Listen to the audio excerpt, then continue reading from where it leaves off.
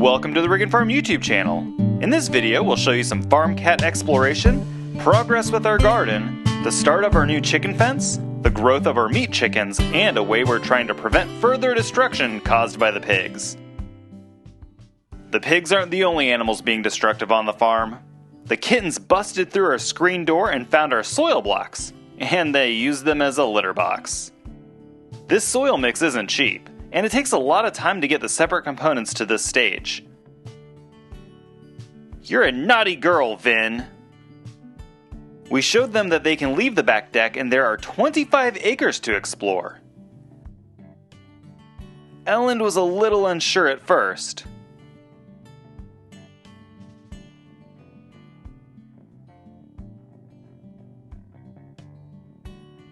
Vin finally came down to join him.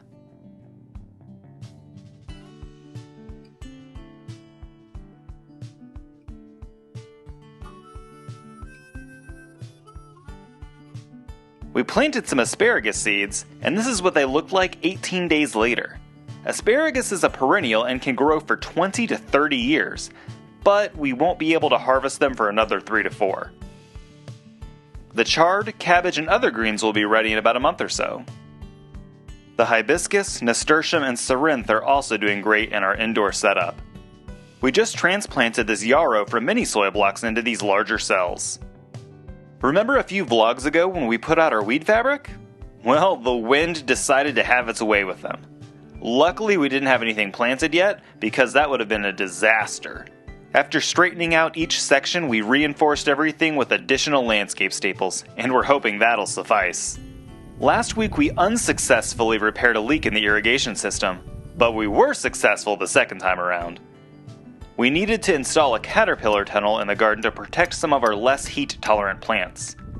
The first step was hammering in rebar that was cut 2 feet long.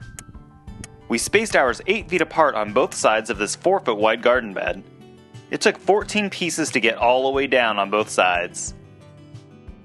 Next, we used 10-foot long 3/4 inch PVC pipe to create a hoop stretching from one piece of rebar to the one on the opposite side. This will create the skeleton for the fabric we'll lay over to create the tunnel. This project should be completed by the next vlog, so you can see the finished product. Now we have an irrigation system throughout the garden, weed fabric for about a third of it, and an almost complete caterpillar tunnel. Check out how easily it is to water the entire garden. We just turn on the water and allow it to drip into the beds until adequately watered. Ashley planted Swiss chard, sugar snap peas, spinach, and string peas in this garden bed. This is what we're looking for. Sure beats using a watering can. We recently moved 2 litters of bunnies into the for sale hutch, but they didn't stay in there for very long. We sold all of them and Madeline's 7 babies already. That's a total of 22 rabbits sold in the last 2 months. Time to make some more bunnies. We've got a little more grass growth in the future chicken area. Now that it's somewhat established, we need to start working on the new chicken fence. We bought this gate kit almost a year ago when we thought we'd be moving into our home in the late spring or early summer, about 3 months before we were supposed to be getting all of these chickens and ducks. Nothing went according to plan, so we've been using our Premier 1 poultry netting. This kit came with the hardware to assemble a gate using 2x4s and posts. First thing to do was make some holes for the 2 10-foot tall 4x4s. We used our auger to drill holes that were 2 feet deep. The second hole couldn't be positioned where we wanted because of a giant rock, so we pivoted a little and started a new post hole. Much better! The 2 posts were loosely set, and then I used this scrap wood as a brace to make them square with one another. Here's the backside. I had to measure 16 inches above and below the center of the gate and then make a mark 1 inch from the back side of the post. I used this 1/2 inch spade bit to start some pilot holes for the lag hinges. They are difficult to screw by hand, so I used this wrench and physics to make it easier.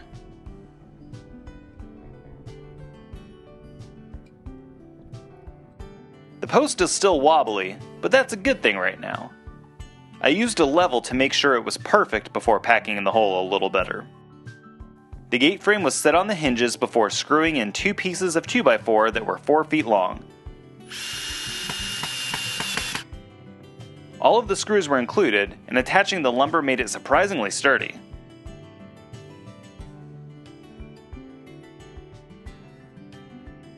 The gate put a lot of weight on the post with the hinges, so it started to lean. The latch was installed while the hinge post was pushed into the correct placement.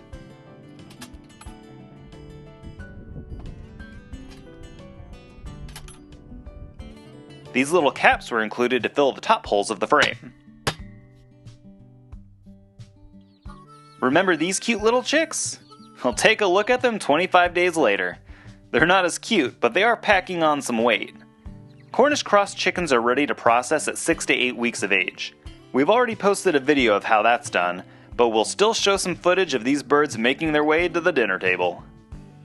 Our egg-laying chickens have had some very bad behavior, but at least their eggs are beautiful and delicious. Our old tractor, a Kubota LX 2610, had a lot of issues. This electrical wire for the third function valve was always falling out due to bad installation. Here's a video of it being delivered to our old house. You can see the wires hanging on the underside. They begin to sag more and more with use. It's no wonder the wires got yanked out. Our new Kubota MX 5400 had a third function valve installed as well, and this is how it's supposed to be done. The wire going down from the buttons leads into the main box. It, along with all the wiring, was installed above the floorboard rather than under the chassis. Imagine that! Ashley's dad volunteered his truck to allow us to pick up an entire ton of pig feed. This stuff keeps getting more and more expensive, so the bulk savings are mandatory.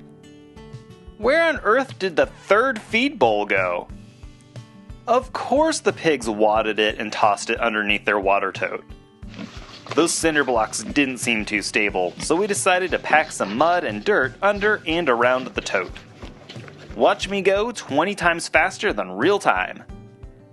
The pigs wanted to help, but they just got in the way. The ground in front of the tote was saturated from the time they broke the nozzle and leaked about 50 gallons of water everywhere.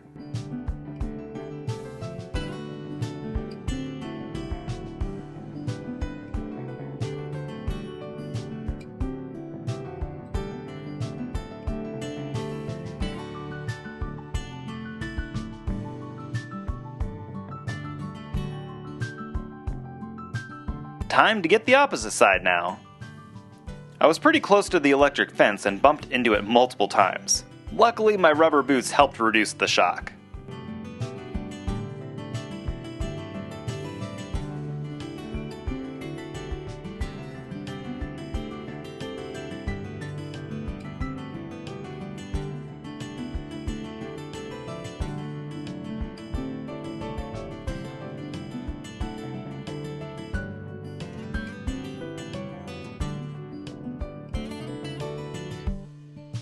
You can see a little better now that I've shoveled some of that dirt that was blocking the view.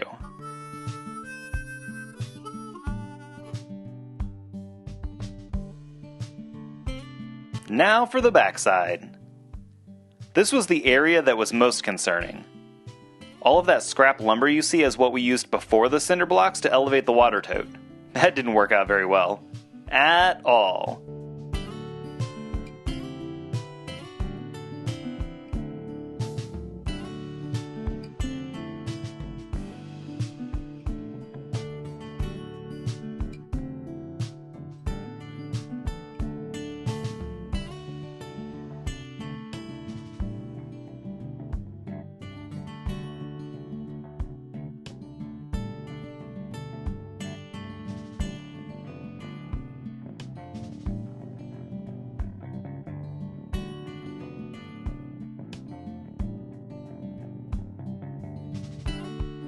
At this point, I started filling in the cavities of the blocks to add even more structure.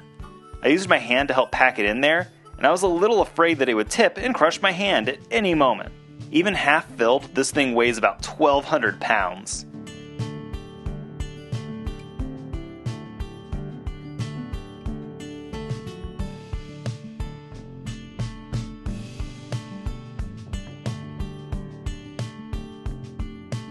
I decided to dig a little trench to prevent the water that the pigs dribble from pooling in front of the tote again. It will travel through the trench and downhill away from the central pig area. Take a look at my work that took over an hour in real time. The pigs didn't even appreciate what I did for them.